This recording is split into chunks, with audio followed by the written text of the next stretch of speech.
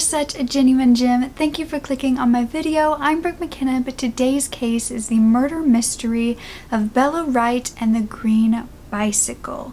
Now, this inanimate object means so much in this case, and it's not something you normally see, and it's also a vintage case, so I knew I wanted to bring it to you guys. But this object would only lead to more and more questions in this case, and eventually an answer, and then that answer is just ripped away once again. And when I say this one's completely confusing, I mean it. It's one of the most baffling vintage cases I've looked into, and the fact that we know so much about it even today just shows how much people wanted it solved even back then, and I'm so sad that it never really was. By the way, showing these cases and telling these victim stories is my absolute passion. So if you would like to support me, I would love for you to subscribe and watch these videos because it truly would mean everything to me. Now let's get back to the case. So it was 1919 in Leicestershire, England, and Annie Bella Wright, who went by Bella, was 21 years old at the time, living in a thatched cottage with her family in Stoughton.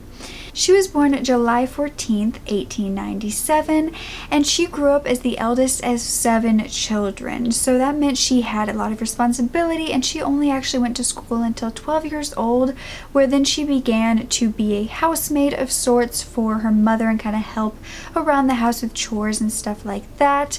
And she was known as just a good-looking girl who also had a great character, and she seemed to be very hardworking as well. Eventually, she got a job as a rubber hand at the Bates & Co. St. Mary's Mills, and she would often work there the late shift from like 2 p.m. to 10 p.m. and every single time she rode there on her little bicycle, just to kind of have her own means of transportation, and she would drive around the neighborhoods and kind of talk to everybody. Seemed like a very social butterfly that was just willing to be friends with anybody, really. This factory she worked in was only a few miles from home, so it was a pretty easy bike ride that she loved to do, and she also had a childhood friend who became a pen pal when he went into the Navy. He was Archie Ward, and he was a Royal Naval stoker on the HMS Diadem, which was a training ship in Portsmouth, and they would often talk to each other through letters, and this is just how they kept in contact. Many believed that they actually were going to be engaged to be married soon, and it was kind of heading that way. They got along really well, they talked all the time, and her family figured that once he got back, they would get married and kind of start their life together. Now, on July 5th of 1919, Bella had a day off, and she spent the whole day writing letters, and then she decided she was going to go to her Uncle George's home, and this was in Golby, which is about 4 miles away from her home. She figured she could make it on her bike, and she wanted to see her cousin Agnes, who lived there with her husband and her little baby she just had. So of course Bella wanted to go and see this baby, and so Bella went off on her journey and actually ran into the postmistress, Miss Powers, who worked at the post office and was saying that she could go ahead and take her letters for her. So Bella gave her the letters, gave her the money for the postage, and they went their separate ways. Bella headed on her way to Golby. Now, she had left at around 6 p.m. and by the time she gave the postmistress the letters, the sky was turning gray and it appeared that it was going to rain. So Bella decided to go back to her house that was closer than her uncle's and grab a raincoat for the ride. As she headed back on the road, her rear tire began to loosen and kind of give her some trouble. So she pulled over to get a look at it, and that's when she saw a man on a green bicycle approaching her. Now, this man was just kind of seeing if she was okay, and Bella asked if he had a spanner to tighten the loose wheel. And this man said, "No, but I'd be more than willing to ride with you wherever you were going to make sure you get there safely." And so Bella, being her outgoing, cheerful, loving self, was just like, yeah, sure, that's fine. And so many witnesses saw the two of them riding on the way to Golby together, and they were chatting, and nothing seemed too out of the ordinary, nothing that anyone anyone would necessarily notice as odd. When they arrived at George's residence, it was around 7:20 that evening, and George kind of noticed that there was a man with Bella when Bella came on up. The man was just still sitting out there like he was waiting for her, and George said, "Who is that guy?" And Bella just kind of turned, looked at him, looked back at her uncle and said, "Oh, him. I don't really know him at all. He's been riding alongside me for a few miles, but he isn't bothering me at all. He's just chatting about the weather." Bella said she figured he'd be gone by the time she got done at her uncle's house, and even said jokingly, "I hope he doesn't get too boring. I shall try and give him the slip."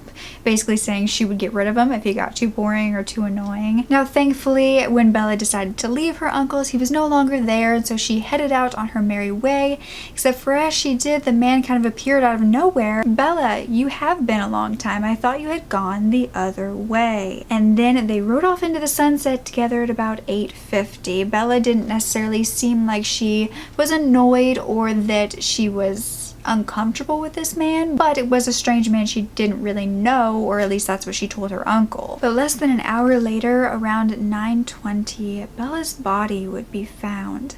A local farmer named Joseph Cowell was trying to herd his cows along the Gartree Road when he came across a lump. Now it was getting dark at this time, and so he had to get pretty close to see, and what he saw was a woman that was completely bloody on the face and had gouge marks on her cheeks and jaw, but right next to her was her bicycle, and so Joseph thought that this was a horrid bicycle accident and immediately went to herd the cows back to their place to get the police. Joseph headed to Great Glen to get to an officer named Alfred Hall, who then called a doctor, Edward Williams, and the three of them headed back to where the body had been found. Now Bella was still wearing her hat and her coat, and they found no footprints around her at all, but they did find on a gate nearby on the top bar was some blood, like it was smeared. And there was also a dead crow in the field nearby. However, other than that, there was no real evidence. It was around 10 p.m. now, and Dr. Williams was searching the crime scene by candlelight when he finally just ordered Bella's body to be moved to a nearby chapel that was unoccupied so they could really do a proper autopsy or just an examination of Bella's body. And even the doctor thought it was simply a bike accident, that she had either had a seizure or just lost control, or possibly a car had run her off the road, and she had had a loss of blood and a head injury that caused her death. In fact, after doing this examination through candlelight, he saw bruises on her face, but he still put the cause of death as hemorrhaging. And although the doctor and Joseph the farmer kind of agreed that this had just been an accident, the officer Hall really had a gut feeling that it wasn't. And in fact, he couldn't get out of his mind, he couldn't really sleep, and that next morning at 6 a.m. he went out to search the crime scene again to see if they had missed anything. He saw the blood on the gate, the crow, and didn't really see anything else. So he left and was kind of disappointed because it was daylight. He was hoping he'd find something else. So he decided to go back. And at this point, this is when he would find what would be the turning point in this case. And that was that he found a bullet. It was a .455 caliber bullet, and it was kind of lodged and embedded in a cow's footprint, and so that's why they hadn't originally seen it. It was approximately 17 feet from where Bella's body had been discovered, and immediately Officer Hall knew this is what he was supposed to find and ran to Bella's body, washed her face off, because they hadn't really even done that because they thought it was just an accident. They washed her face off, and that is when they found the bullet hole right on her left cheek. This bullet was said to be shot from 4 to 7 feet away and was shot from a Webley Scott service revolver, which was standard for officers. Now this was quite strange to hear, but it did give them even more of a clue of who could have done this. Now there was no sign of sexual assault or robbery on Bella, and this made it even more confusing that that wasn't a motive. Now at this point, the murder victim had been identified by her family as Bella Wright because they had reported her missing that morning, and it was a pretty easy identification process, of course not for her family, but of course now this made it easier because they had somewhere to start. They knew who she was, they knew who to talk to, and the first person they talked to was her uncle George, who then told them about the man on the green bicycle that was with her that day. Their first suspect was said to be a man from 35 to 40 years old with a broad, full face, from 5'7" to 5'9", and wearing a gray suit, a gray cap collar and tie, and black boots. Now, wanted posters went up with a description of this man, even giving a £5 reward for anyone with information and urging the man himself to come forward, saying he wasn't necessarily being implemented in the murder, but that they would question him and see what he knew, trying to get him just to reveal himself. However, no one ever did, and that's when police decided to go to the different bike repair shops where bikes were sold to just see if they could find this green bike. Because at the time, I don't think green was necessarily a prominent color. It was more like a special order, which made it easier to find. However, not too easy in this case. However, on July 10th, a man came forward named Harry Cox, who was a Leicestershire bike repairman, and he said that the day before the murder, a man had come in saying he was from London and had Harry fix up his BSA green bicycle. This man allegedly told Harry he was going to take a ride in the country that day, that he had had a few weeks off from his job and he was staying with some friends in Leicestershire, and that he kind of had a Cockney accent with a squeaky voice. Now, this man fit the same description of the man on the green bicycle that her uncle had seen. However, this man was not being actually identified as a person, and 8 more months would go by without any more clues in this case. Then it was February 23rd of 1920, and a man named Enoch Whitehouse was taking a ship of coal down the River Soar when the tow rope snagged on something and he had to pull it up to kind of release what was ever attached to it, but he found a part of a green bicycle. And he had heard all about this case of Bella and knew that he immediately had to go get the police and tell them what they found. Now, the police decided to drag the entire canal and found several different parts of the bicycle in there, and they had planned to use the serial number on the bicycle to kind of see where this bike had come from. However, whoever dumped it had seemed to file off the number on the back and the seat. However, whoever did this didn't realize that because this bike was special order, it had a different sort of braking mechanism, and also the special color, it had a different number on the front. And this was still partially noticeable, and so they used this to track down where it had come from. It had been made in 1910 and sold at a place called Orton Brothers for £13 to a man named Ronald Light. Ronald was a 35-year-old man working as a math teacher at Dean Close School in Cheltenham as of 2 months prior to then. And he was arrested on March 4th and brought to Leicestershire, where he said not only did he not know of the murder of Bella or Bella herself, he had also never owned a green bike. Then police started to say, look, we've tested the serial number, we linked it back to you, you are the owner of this bike. And he said, oh no, actually I did own that bike, but I gave it to someone and I can't remember the name of them. And at this point, there were many people who were identifying him, not only witnesses who had seen him with Bella that day, but also her uncle were all saying that this was the man, and even Harry, the repairman, had a lineup of 8 men and picked Ronald out of it. Ronald's mother's maid even said he got home at around 10 p.m. that night and said it took so long because his bike broke down and he had to push it home. She also said that all the clothes that he was wearing that day had been sold or destroyed, and he never wore them again. The River Soar was searched once again even deeper on March 19th, and a holster and bullets were found. At this point, Ronald was saying, I am innocent, and by the advice of my legal advisors, I reserve my defense. Now, this army pistol holster had been registered to Ronald, and these bullets were also .45 caliber, which was the same used on Bella. Ronald's trial began on June 8th of 1920, and he had the best defense money could buy, Sir Edward Marshall Hall, who was known as the Great Defender. You see, Ronald Vivian Light was born October 19th, 1955, to a wealthy civil engineer who was said to invent plumbing devices, so his family was very well off. Ronald was well spoken and well educated, although looking beyond the surface, it got much darker. At the age of 17, he was expelled from his Oakham school that was like a private school for lifting a girl's skirt over her head. Ronald had graduated from the University of Birmingham as a civil engineer and got a job at the Midway Railway, only to be fired because he set a fire to a store and was drawing like indecent graffiti all over the bathrooms. During the First World War, he was sent to France as a second lieutenant, but was sent home because they said he lacked initiative as an officer.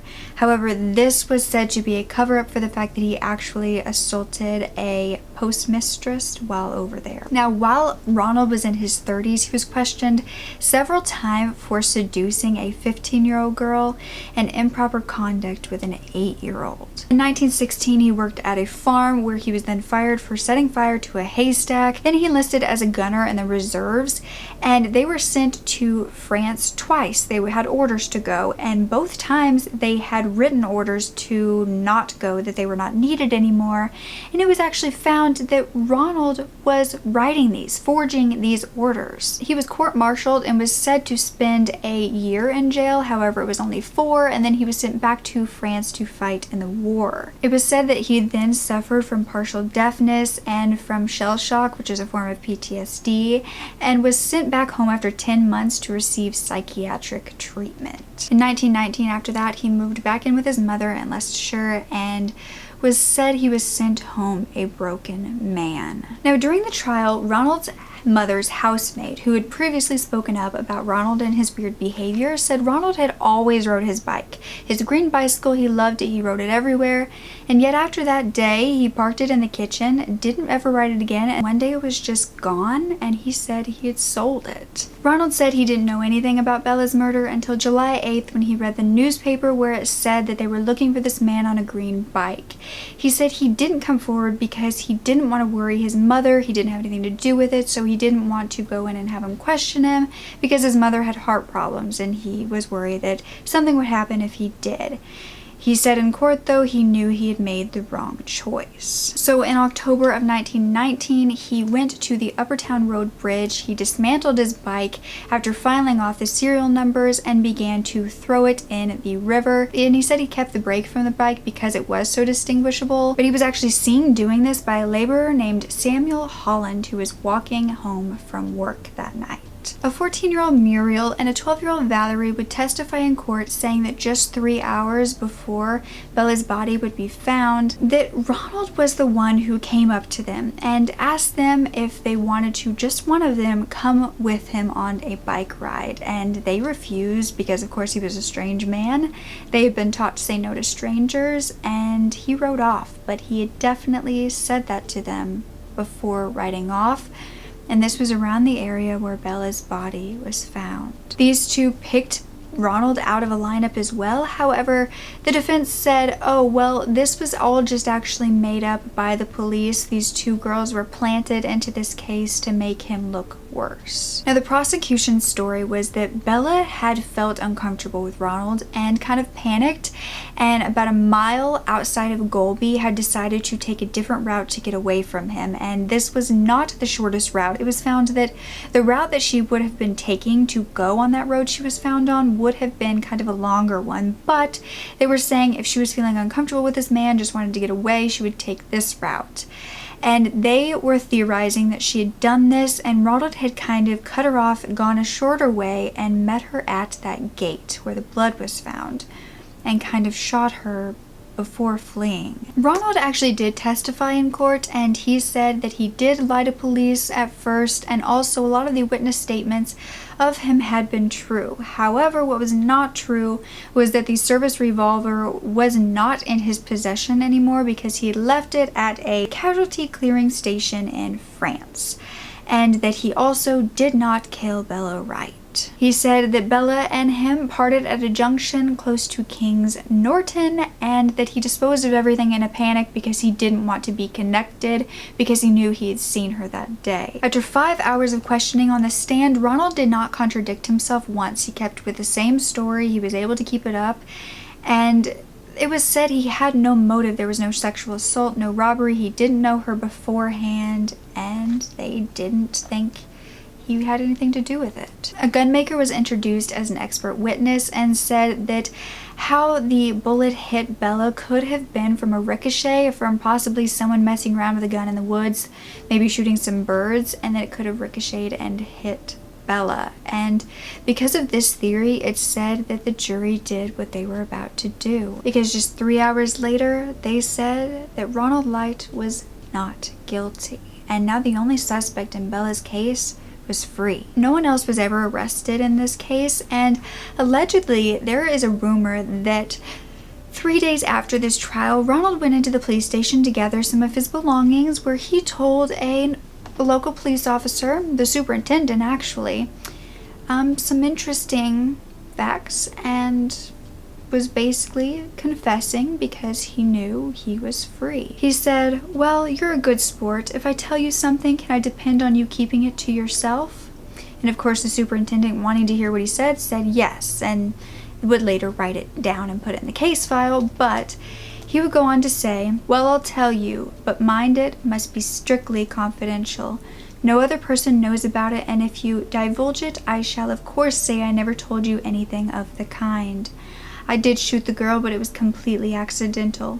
We were riding along quietly. I had my revolver in my raincoat pocket, and we dismounted for her to look at it.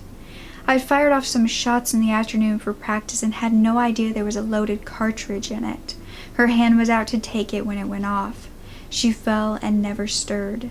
I was frightened and altogether unnerved, and I got my bike and I rode away." Now, however realistic the statement appeared, it could not ever be 100% proven. However, was this true? Was it accidental? Or did Ronald feel like saying this because he wanted to prove, hey, I got away with it, but also didn't want to tell the police officer he had murdered someone in cold blood? Then, of course, the officer would be after him for many, many years to come. However, Ronald did become a recluse after this, and he changed his name to Leonard Estelle. And in December of 1920, he was actually charged with using a false name at a hotel where he was with a woman. 8 years later, he was living in Lansdowne-on-Sea in Kent, and he had married a woman in 1934 who was a widow from the war. On May 15th, 1975, Ronald died at 89 years old, and his only child, who was a stepdaughter, knew nothing of her stepfather's past. And the green bicycle was actually hung on the wall of a cycle shop for decades, but it's now unknown where it actually went. And in 1987, the bullet and the holsters were auctioned off for like $6,000. Do you think Ronald did it? I mean, allegedly Bella had told her mother that an officer had fallen in love with her, and he was kind of an officer in the Navy at one point. Could this be what she was referring to? And possibly was there more of a history between the two of them than anybody really knew, which was why she was kind of sassy to him, to her uncle, saying, "Oh, I'll get rid of him if he becomes too boring." Or maybe that was just her personality, because that's kind of what it appeared to be. She was just kind of a bubbly girl. Or was it that Bella denied him and Ronald wasn't okay with this? She did say to her uncle she would tell him off if she didn't want to hang out with him any further, and she seemed like the type of girl to do that. So was Ronald not okay with this and took her life because of it? If the statements from the two little girls saying they rejected him was true, could he have just not wanted any more rejection that day, had too much of it, and took Bella's life because of that? I mean, we know how much rejection can be a motive, unfortunately, because some people just can't handle it, and it's absolutely ridiculous and makes me furious to think that just because a woman says no, she is brutally murdered or attacked for it. I can't even talk about it because it makes me so angry, but I think that this could have been his motive in this case,